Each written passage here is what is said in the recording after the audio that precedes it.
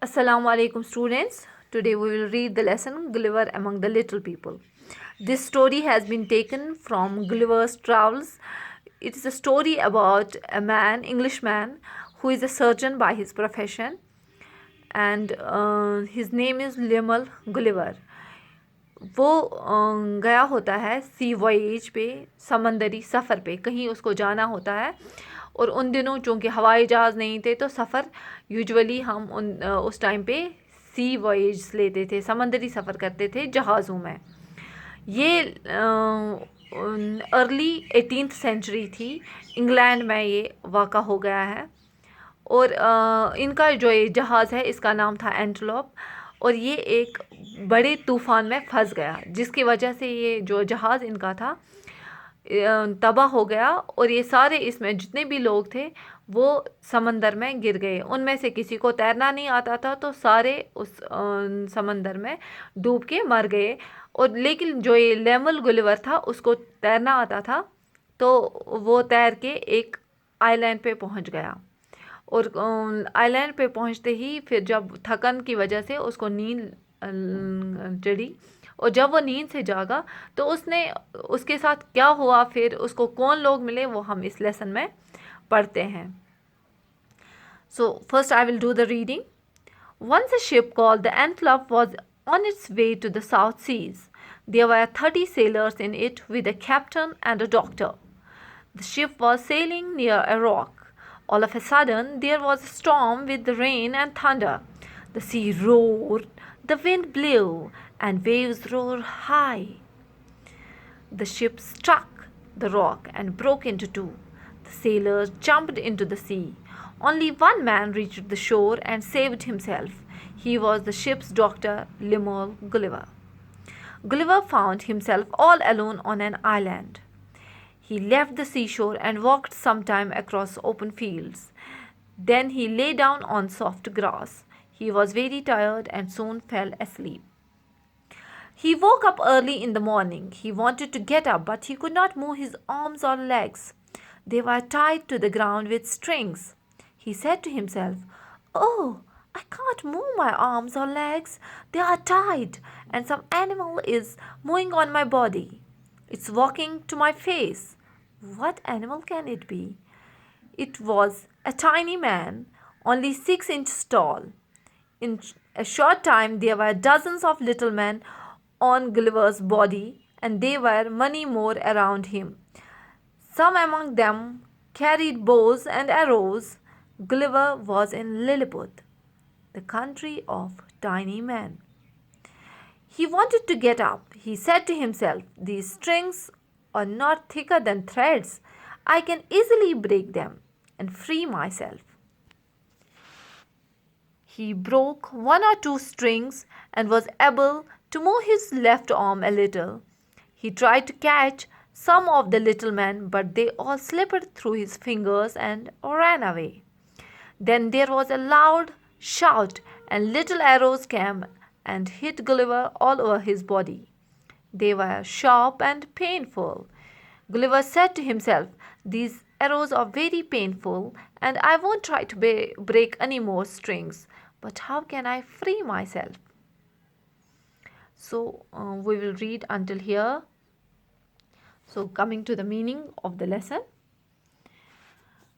Once a ship called the Antelope was on its way to the South Sea. एक जहाज़ जिसका नाम था एंटलप, वो साउथ सी की ओर एक समंदरी सफ़र पे जा रहा था, जिस पे 30 सेलर्स थे। और उन सेलर्स में एक कैप्टन था और एक डॉक्टर भी था। The ship was selling near a rock. जब इस समंदर में सफ़र करते दौरान इनके बीच में एक बड़ा सा चट्टान आ जाता है, और इतनी देर में एक बड़ा तूफ़ान आ जाता है। All of the sudden there was a storm with the rain and thunder.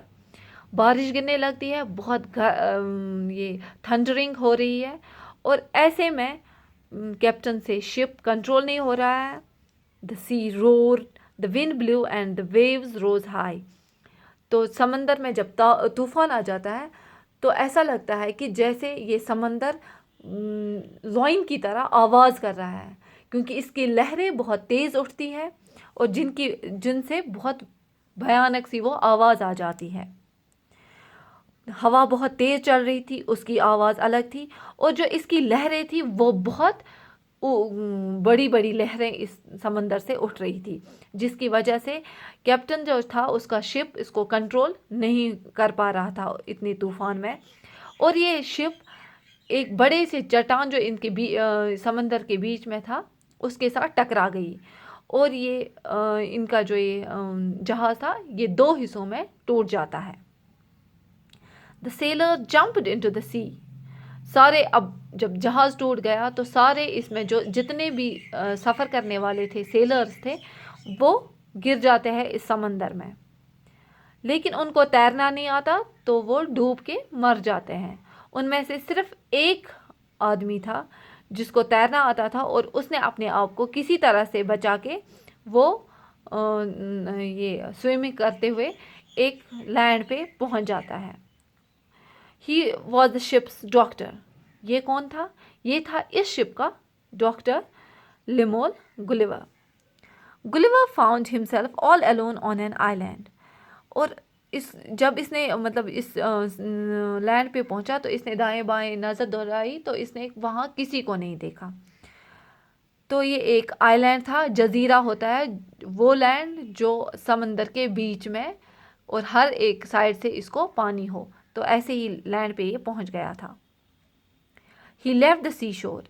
अब जब इसके शोर पे ये आ गया तो इसने थोड़ा सा आगे चलना स्टार्ट किया। Walked for some time across open fields. Then he lay down on soft grass. He was very tired and soon fell asleep. So ये शोर छोड़ के ये आगे चलने लगा, और ये आइलैंड हरा भरा था, इस पे अच्छी ग्रास थी। लेकिन ये चलते चलते, चूँकि अब ये समंदर में ऑलरेडी इन्होंने तूफ़ान झेला हुआ था, तो उसके बाद स्विमिंग करते हुए भी ये बहुत थक गया था।